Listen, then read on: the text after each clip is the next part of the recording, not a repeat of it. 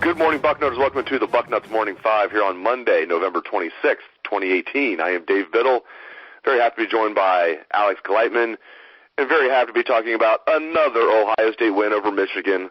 16 of the last 18. Buckeyes now 16-2 this century against the Wolverines. 62-39, Alex. Nobody saw this coming. If they said they saw this coming, they're lying. And it should have been 69-39 if Urban didn't take some sympathy on them late in the game and kneel at the 7. Just your reaction to the Buckeyes' best performance of the season by far. I mean, certainly not expected. I predicted Michigan 30-27 in this one. I thought Ohio State had a chance to win. I obviously knew they had the talent. I knew how important they took this game. The way this year is going,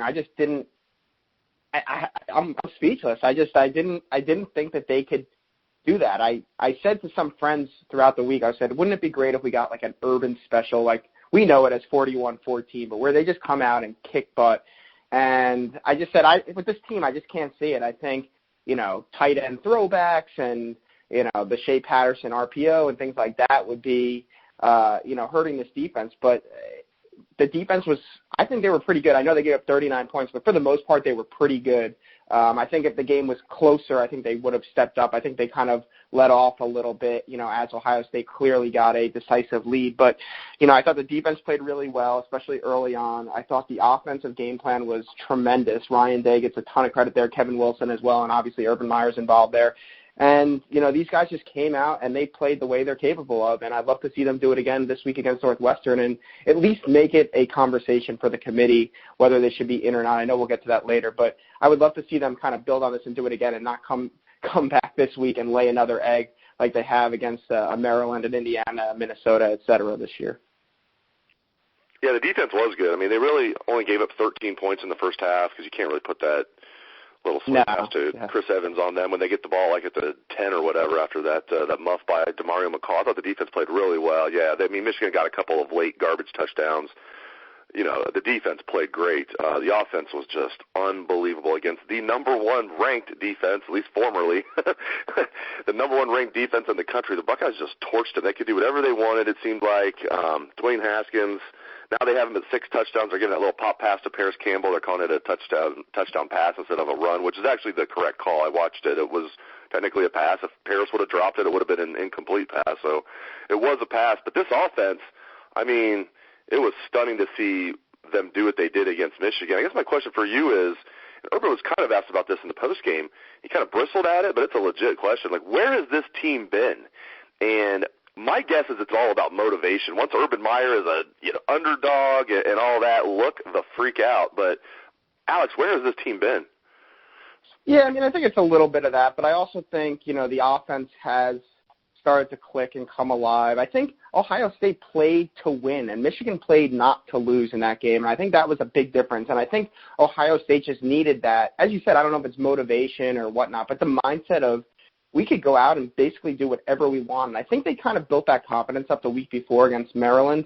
They came out and they scored 52. Basically, they won the game. The defense was so bad, they knew that they had to put the team on their back and just score every single time they got the ball after a certain point in that game. And I think them being able to do that gave them confidence coming into this game. And, they looked at the matchup, and Dwayne Haskins in the postgame said he was licking his chops, looking at the Michigan defense, playing a one-high, man-to-man type of defense. And he knew they could hit on the crossing routes. He knew they could potentially at least have some mismatches on some deep shots. He knew that, in a screen game, all it would take is one Paris Campbell wiggle away, and he could be gone.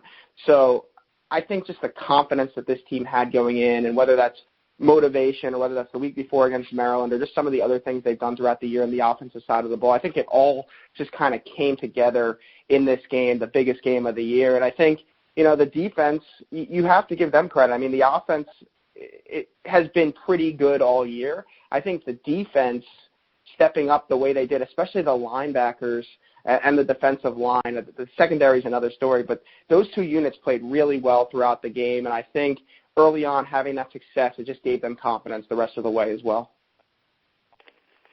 And looking ahead to Northwestern, this is not I hope nobody on Ohio State's team, the fans can do whatever they want. I don't care.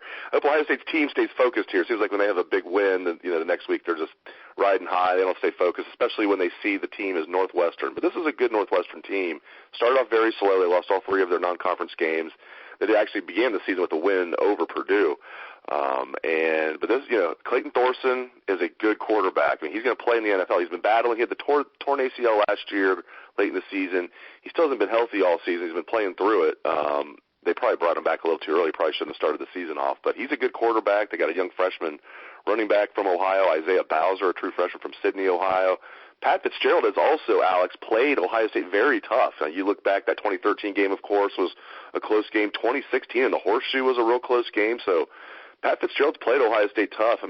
Buckeyes favored by 13.5. Don't get me wrong. I think the Buckeyes are going to be okay in this game. But just your thoughts on the Big Ten championship game.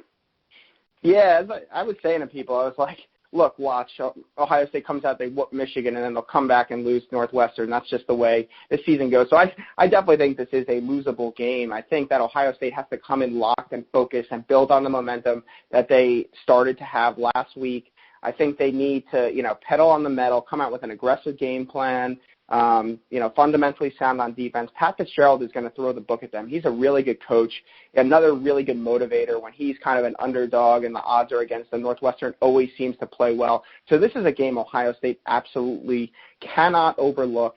And I think Northwestern, if you look at their last, as you said, they won their opener against Purdue. They lost to Duke. They lost to Akron, and then they lost to Michigan. But since then, they've won 7 of 8. The only game they lost in that 8-game span has been to Notre Dame. It was at home. They lost by 10 points. So play Notre Dame, who's going to be the number 3 probably team in the country after this week's rankings. They played them pretty close. I think this team is legit. I think, 8-4 is their record, and a lot of people are going to look at that and discount them and the 14-point spread. But this team, I think, is going to give Ohio State all they can handle, at least early in that game. It's going to be on Ohio State to kind of flex their muscle and execute and make sure that they not only beat them, but I think beat them decisively if they want a shot at the college football playoff. If Ohio State does win, and let's say they cover the spread, I'm not going to predict a 59-0 blowout. I think that's just that was a one-time thing against Wisconsin. It was a lot of fun. I still get a smile thinking about that game. But let's say they take care of business by 17 points, convincing, maybe 20, whatever it might be. Let's say Oklahoma wins, and they don't blow out Texas, but they win. It's going to come down to Ohio State or Oklahoma, and I think it's really, really, really close because Ohio State's 2 best wins will be better than any win Oklahoma's had, according to the committee. When you look at Michigan will be finished in the top 10, according to the committee. Penn State will be in the top 10. Buckeyes won at Penn State. Northwestern being a top 20 team will help. Maybe I'm being a homer here. I feel like Ohio State is going to barely get in over Oklahoma in that scenario. What are your thoughts? I just don't know. I think it really depends how this week goes. As of this week, I think Ohio State will be 6 behind Oklahoma. Obviously, if Ohio State needs Alabama to win, I think, to make it a definitive conversation between Oklahoma and Ohio State. But if Alabama wins, that eliminates Georgia, and it's going to come down, as you said, to Ohio State and Oklahoma. And I think the thing here that I just can't get past is that the committee has continuously been clear on their views of Ohio State. They do not think Ohio State is that good. I think they're nervous that it's like which Ohio State is going to show up every week. They know which Oklahoma team is going to show up every week. It's going to be a bad defense, but it's going to be a really, really, really good offense.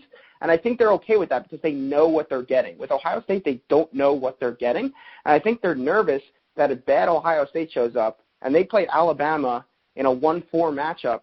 It could be like 49-0. And I think that just makes them look bad for putting Ohio State in Oklahoma. I think it's another poor performance for the Big Ten, another poor performance for Ohio State in the playoff. Now, I don't think it would be that bad. I do think, the odds would be against Ohio State in that one, but I do think with a month to prepare, 5 weeks, whatever it is, they would come to play in that game. They would at least throw up some points offensively because I think you can challenge Alabama's defense vertically. But back to the conversation, I think when you look at the committee and how they've ranked Oklahoma and how they've ranked Ohio State, I think it's been really clear what their thoughts on those 2 teams are.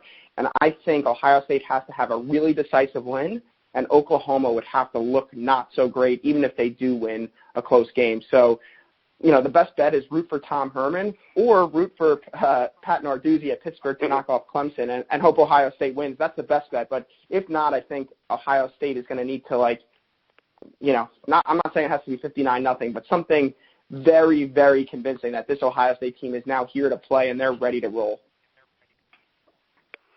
That's right, Buckeye fans. Kind of grit your teeth, hold your nose, and root for Tom Herman. Okay, cool, hook 'em. But yeah, rooting for Pat Narduzzi sounds a lot more, doable. But I don't know if Pitt beating Clemson has any possibility. But yeah, root for those guys, like Alex said. Yes, you have to root for Tom Herman, Buckeye fans. You got to do it, at least for just this one time. Channel your inner 2014 and root for Tom Herman. Before I let you go, Demetrius Knox. You hate to see this, fifth-year senior. Going out in the Michigan game, looks like his season's probably over. I don't know that for sure. Wyatt Davis was playing anyway. You were the first to report this, I believe, that of anybody, that Wyatt Davis will start the Big Ten championship game. Tell the listeners a little bit about what you saw at Wyatt Davis against Michigan, because he was, like I said, even before Knox was hurt, he was in there kind of rotating with Knox. Talk about Knox's injury, how long you think he's going to be out if his season is over, and just kind of what you expect out of Wyatt Davis. Yeah, I guess I'll start with Knox. I think he's been, him and Malcolm Pridgeon have kind of been the two guys getting the most criticism this year for Ohio State. They definitely have, struggled at times, I would say, especially in the run game. But I think the last few weeks, both of them have really come a long way. I think Demetrius Knox has started to play his best football of not only the season, but of his career. And I think that, it was a loss. The line seems to be starting to gel. They did a tremendous job on Saturday protecting Dwayne Haskins. They did a decent job in the run game against a very, very tough defense. But the run game has started to go since they come off the bye. They've done a pretty good job of protecting Haskins all year, and gelling on the offensive line is really important. So I think losing Knox is not an ideal thing, but the coaches have been talking up Wyatt Davis now for weeks, that he's really come on, kind of the light has come on, things have started to click. He's a five-star kid. He was a top, I forget what he was ranked, but if he's a five-star, he's a top 32 player in the country. He was the number one offensive guard, an Army All-American. So this kid has a ton of talent. He's in his second year. He's probably been licking his chops to get this type of opportunity. And while it came in an unfortunate way with Knox getting injured, I think, what we've seen so far is mostly him in run blocking situations, and he's looked pretty good. And I think he's going to do a good job there. I think where we have to watch him this week is pass protection. I have to imagine Pat Fitzgerald is going to send interior blitzes and stunts and twists his way to try to make the young kid deal with that on the big-time stage. And so Ohio State's really going to have him prepared this week. I think he's physically and, all the tools he has, he's up to the challenge. But when you get out there and the bright lights are on you, that's a completely different situation. So there probably will be moments where he struggles a bit, but, you got to look at the guy next to him and Michael Jordan and the other guy next to him and Isaiah Prince, two veterans who have played a ton. They got to be able to help him out throughout the game. So I don't think it should affect Ohio State too much, but it's definitely something to look at on Saturday night. I'm glad we're talking about a game this Saturday night. I know a lot of Buckeye fans are nervous about the game, and the Buckeyes just whacked that team up north. Thank you very much to Alex Gleitman. Came strong as always, Alex, and thanks to listeners out there for tuning in to the show. Programming note, Urban Meyer today at 11:45 a.m. Yes, the usual Urban Meyer press conference in full effect today. 11:45 a.m. We will be there covering it. Thanks again to Alex Gleitman, and thanks again to all the listeners. Hope everyone has a great day. Let's hear that Buckeye swag, best damn band in the land.